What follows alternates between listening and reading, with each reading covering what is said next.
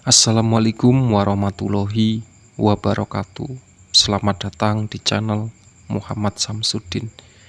Di kesempatan kali ini saya akan menceritakan sebuah cerita Cinta Ditolak, Santet Bertindak Part 5.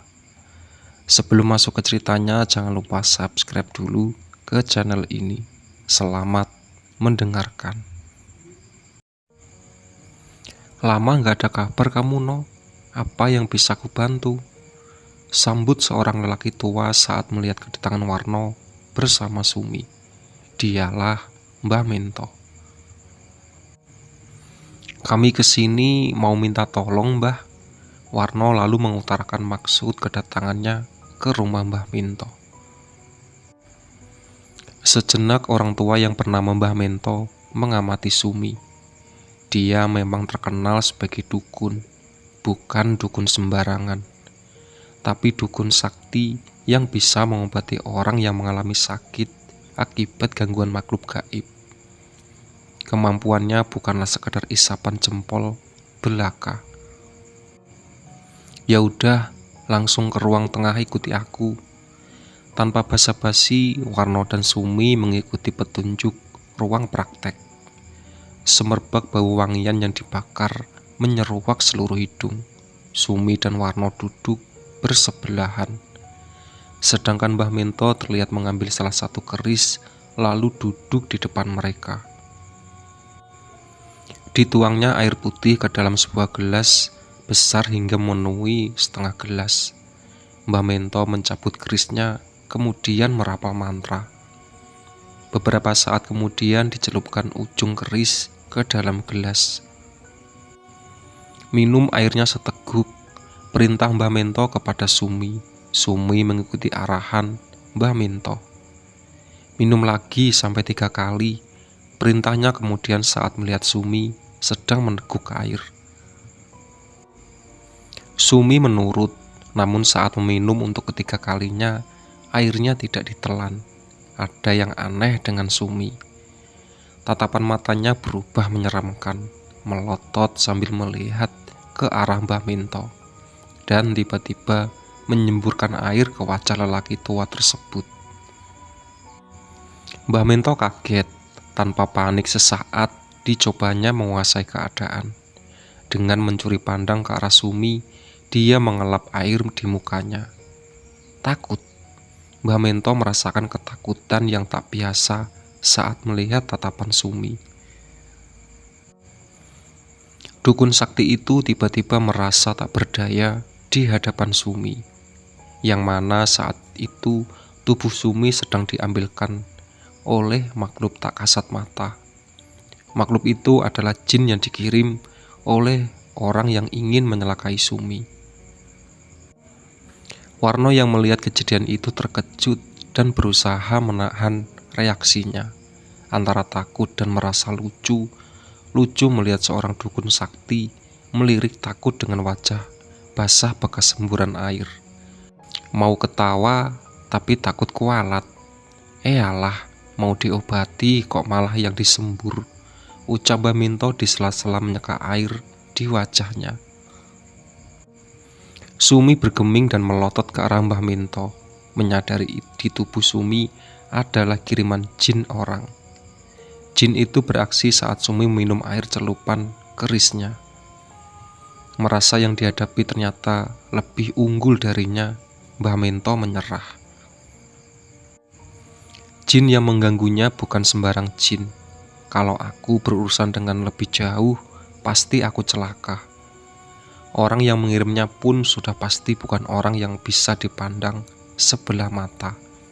Lebih baik aku mundur, batin Mbah Minto. Warno, besok jangan bawa ke sini lagi ya. Aku sudah seleh atau menyerah. Mau aku obatin, malah aku yang kena semprot. Wes, angel. Seleh atau semeleh artinya menaruh sesuatu di bawah atau di lantai. Diartikan pula ungkapan menyerah menghadapi sesuatu keadaan. Perlahan kesadaran Sumi mulai kembali. Setelah mengetahui keadaannya, Sumi dan Warno pulang. masing-masing dengan beban pikiran yang berkecamuk. Terlebih lagi Sumi. Sebenarnya siapa orang yang sudah tega melakukan ini padaku? Mengapa? Besok aku anterin ke tetangga adik iparku, Lek. Dia bukan dukun, tapi dikenal bisa mengobati orang. Orangnya biasa jadi imam di masjid.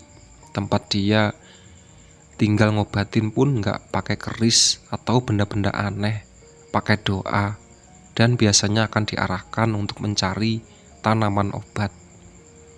Rumahnya ke arah selatan tak jauh dari kecamatan kok. Warno mencoba menenangkan Sumi. Siang hari Warno mengantarkan Sumi ke salah satu sebuah rumah desa sebelah adik iparnya tinggal. Selain dikenal sebagai Modin, pemilik rumah tersebut juga bisa mengobati orang sakit dengan cara non-medis. Pak Widodo namanya. Setelah mendengarkan penuturan Warno tentang sakit yang dialami Sumi, Pak Widodo terdiam lalu berpesan, nanti petik buah kelapa, usahakan tak sampai menyentuh tanah. Air dan kelapanya diberikan ke ibu biar dimakan. Semoga lekas sembuh ya Bu. Sore harinya dipetiklah buah kelapa di kebun belakang oleh Warno.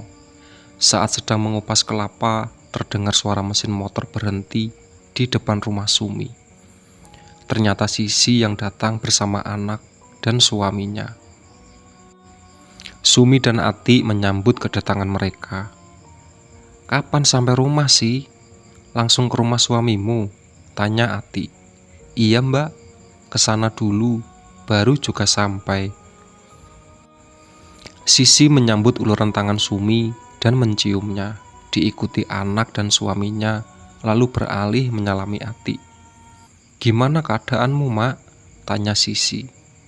Ya kayak gini nduk, jawab Sumi terbata. Tadi sudah dibawa berobat ke orang pintar di dusun Ploso, saut Ati. Ploso? Jangan-jangan itu bapaknya temanku SMA dulu. Lalu muncullah Warno membawa buah kelapa yang sudah dipangkas ujungnya untuk diberikan kepada Sumi. Dia menjelaskan letak orang pintar yang tadi siang dia kunjungi. Iya benar, itu rumah temanku. Di daerah sana memang banyak orang yang memiliki ilmu kebatinan. Ada yang kemudian menekuni keahlian lalu buka praktek sebagai dukun.